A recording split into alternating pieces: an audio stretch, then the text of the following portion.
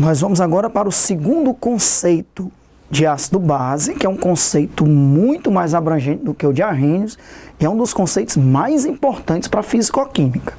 Na segunda parte da fisicoquímica, equilíbrio iônico, pH, pOH, hidrólise de sais, solução tampão, tudo isso nós vamos estar trabalhando constantemente com o conceito ácido-base de Bronsted, muito importante para a fisicoquímica e também para a química geral.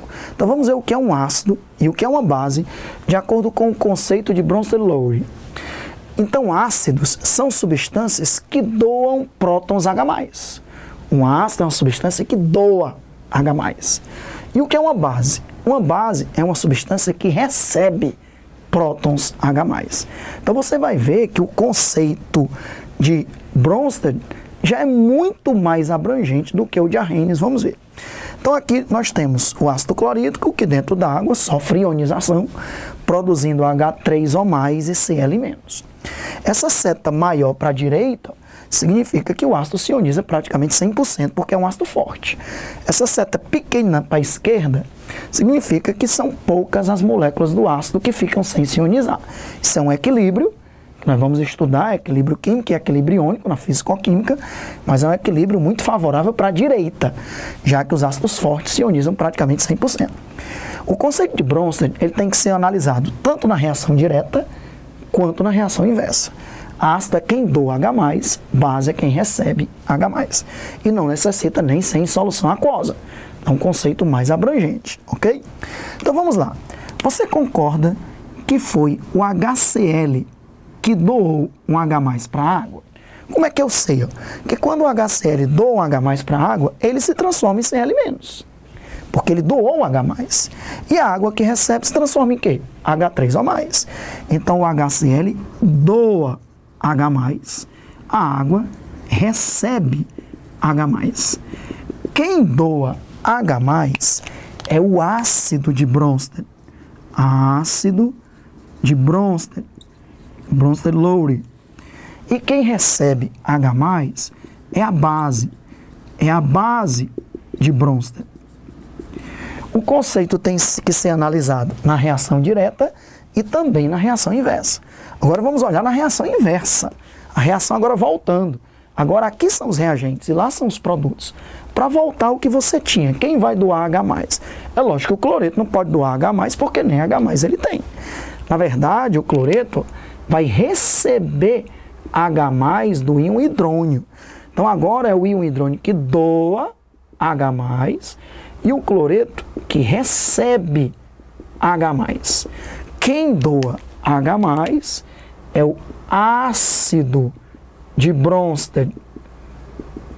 E quem recebe H+ é a base de Bronsted. Alexandre, como é que eu sei quem doou e quem recebeu? Vamos lá.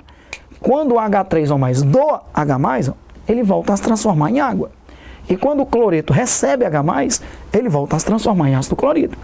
Então, deixa eu lhe provar agora que o conceito de Bronsted é muito mais abrangente que o de Arrhenius. A água, para o Arrhenius, nem é ácido, nem é base. É apenas o solvente. Lembra, ácido é uma substância que, em solução aquosa, sofre ionização, liberando como cátion exclusivamente H+. Que é uma base, é um composto que em solução aquosa sofre dissociação iônica, liberando como ânion exclusivamente hidroxila. Então, para o Arrhenius, a água nem é ácido nem é base.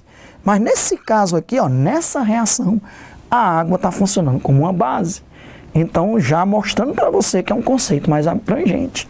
Porque a água aqui está funcionando como uma base de Bronsted, já que ela recebe H+. Outro motivo, o cloreto nem pode ser um ácido de Arrhenius, porque não tem H+, nem pode ser uma base de Arrhenius, porque não tem hidroxila. Mas o cloreto é uma base de Bronsted, porque ele é capaz de receber H+, e voltar a se transformar em ácido clorídrico. Então a água é uma base de Bronsted, mas não é uma base de Arrhenius. O cloreto é uma base de Bronsted, mas não é uma base de Arrhenius. Já o ácido clorídrico é um ácido tanto de Bronsted como de Arrhenius. É um ácido de Arrhenius porque dentro d'água libera H+, e é um ácido de Bronsted porque doa H+. Então o conceito de Bronsted é mais abrangente. Nem todo ácido de Bronsted vai ser de Arrhenius Nem toda base de Bronsted vai ser de Arrhenius. Agora, todo ácido e toda base de Arrhenius é de Bronsted. Se o ácido clorídrico é um ácido de Arrhenius, pode ter certeza que também é de Bronsted, ok? Porque é um conjunto. O conceito de Arrhenius, ácido-base, está dentro do conceito de Bronsted. Ácido e base de Arrhenius é também ácido e base de Bronsted. Mas nem todo ácido e base de Bronsted é ácido e base de Arrhenius. Está aqui 2 exemplos. Bases de Bronsted que não são bases de Arrhenius, ok? Beleza? Então, agora, como a gente analisa a reação direta e a reação inversa, a gente costuma ligar o ácido do reagente com a base do produto e vice-versa. E aí nós temos um famoso conceito no conceito ácido-base de Bronsted, que é o par conjugado ácido-base, ou um par ácido-base conjugado. Então vamos juntar o ácido do reagente, que é o ácido clorídrico, com a base do produto, que é o cloreto, ok? Juntando esse ácido com essa base, nós vamos ter o quê? Um par conjugado ácido-base. Em outras palavras, eu lhe pergunto, se o ácido clorídrico é um ácido de Bronsted, quem é a sua base conjugada? É o cloreto. Então, o ácido clorídrico e o cloreto, eles formam um par ácido-base conjugado. O que é um par ácido-base conjugado? São 2 substâncias que diferem uma da outra pela presença de um H+. Qual é a diferença entre ácido clorídrico e cloreto? Um H+. O ácido clorídrico, ele doa H+. O cloreto recebe H+. E aí um se transforma no outro, ok? Pois vamos fazer a mesma coisa com esse outro aqui, ó. A base do reagente, você junta com o ácido do produto. Aí nós temos o que a gente chama de par conjugado ácido-base, ou um par ácido-base conjugado. Se a água é uma base de Bronsted, quem é o seu ácido de Bronsted? É o H3 ou mais. Eles formam um par ácido-base conjugado. E aí, mais uma vez, eu lhe pergunto, qual é a diferença entre água e H3 ou mais? Um H+. Nunca esquecer disso. Um par ácido-base conjugado, a diferença entre eles é um H+. Qual é a diferença entre ácido clorídrico e cloreto? Um H+. Qual a diferença entre água e H3 ou mais? Um H+. Pegue o ácido do reagente com a base do produto.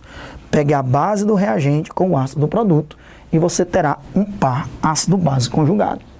Outra regra importante, que quando o ácido é forte, a sua base conjugada é fraca.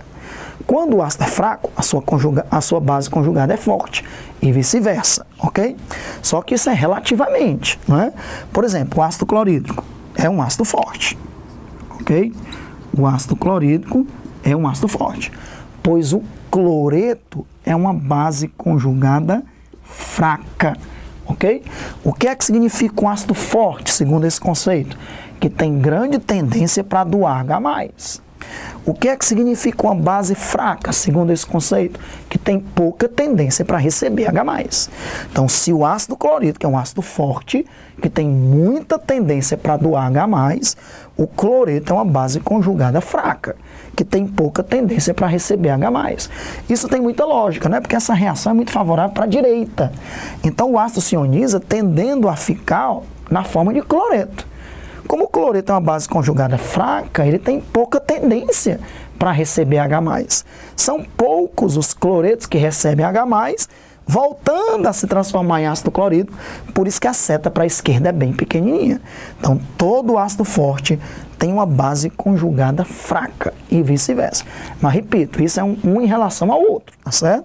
Realmente, o ácido clorídrico é um ácido forte. Nós já estudamos como classificar os ácidos como forte, fraco ou moderado. Ele realmente é forte, e aí a sua base conjugada realmente é fraca. Você vai já ver por que eu digo que é um em relação ao outro. É uma força relativa, não é uma força absoluta. A água é uma base fraca, ok? Ela tem pouca tendência para receber H+.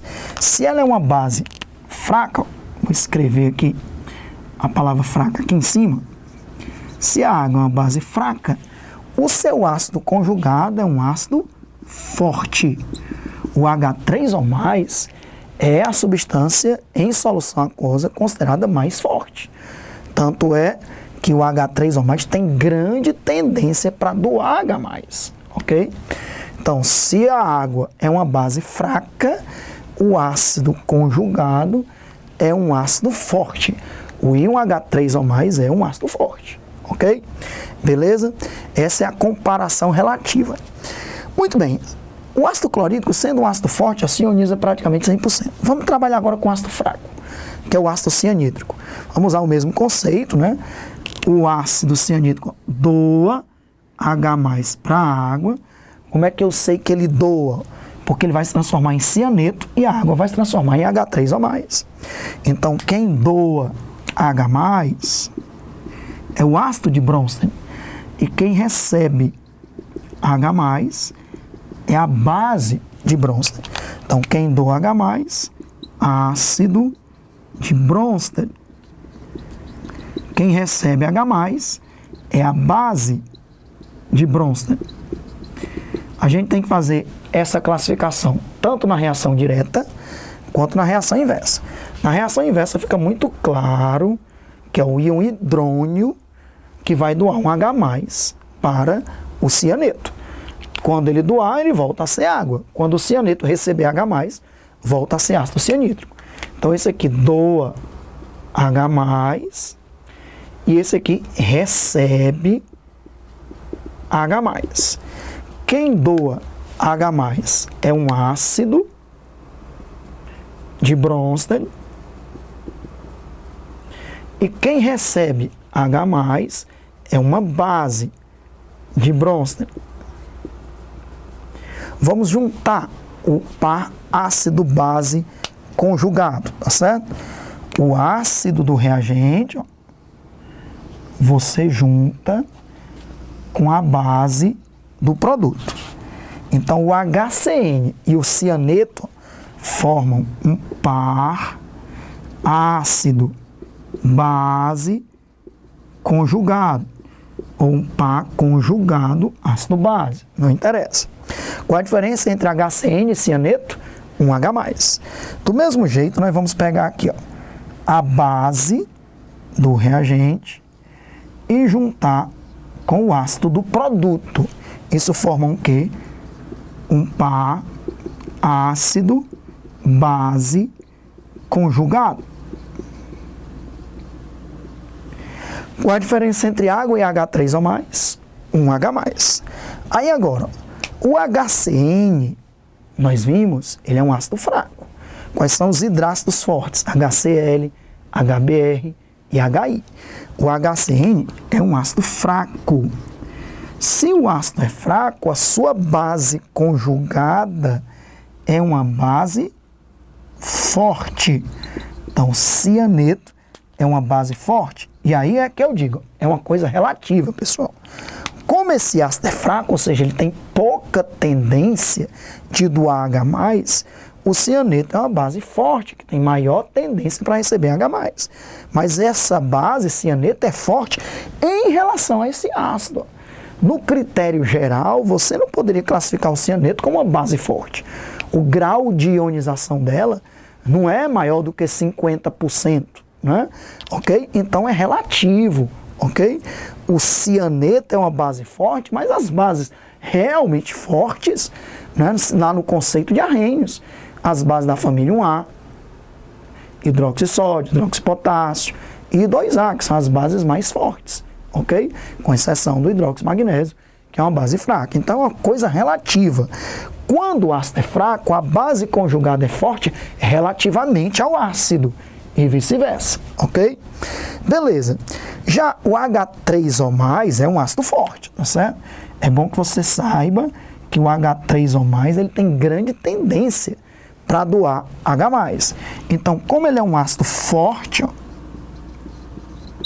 a sua base conjugada é fraca. A água é uma base fraca em relação ao ácido forte H3O+. Qual é a diferença entre água e H3O+? Um H+, portanto, eles formam um par ácido-base conjugado. Então, como é importante o conceito de arrênios? E mais importante ainda é o conceito de Bronsted. porque o conceito de Bronsted é muito mais abrangente. O conceito de Arrhenius é importante porque classifica o que é um ácido, uma base, um sal, um óxido, mas o conceito de Bronsted nos leva mais longe. Eu já te mostrei que a água e o cloreto são bases de Bronsted, mas não são bases de Arrhenius. E aqui, ó, a água e o cianeto são bases de Bronsted, mas não são bases de Arrhenius. O ácido cianídrico, tanto é um ácido de Bronsted como de Arrhenius. É um ácido de Arrhenius também porque dentro d'água ele se ioniza liberando H+. Então o conceito ácido-base de Bronsted é muito, muito mais aplicado do que o conceito de Arrhenius. A gente vê na fisicoquímica o tempo todo o conceito de Arrhenius o conceito de Bronsted, desculpem, sendo utilizado. E até na própria química orgânica. Quando nós temos reações de transferência de prótons, H+, nós temos reações ácido-base e o conceito que está em jogo é o conceito de Bronsted, tá bom? Vamos ver agora mais um exemplo para que a gente vá amadurecendo esse conceito fundamental, que é o conceito ácido-base de Bronsted. Ácido é quem doa H+, e base é quem recebe H+. Então vamos em frente com mais alguns exemplos.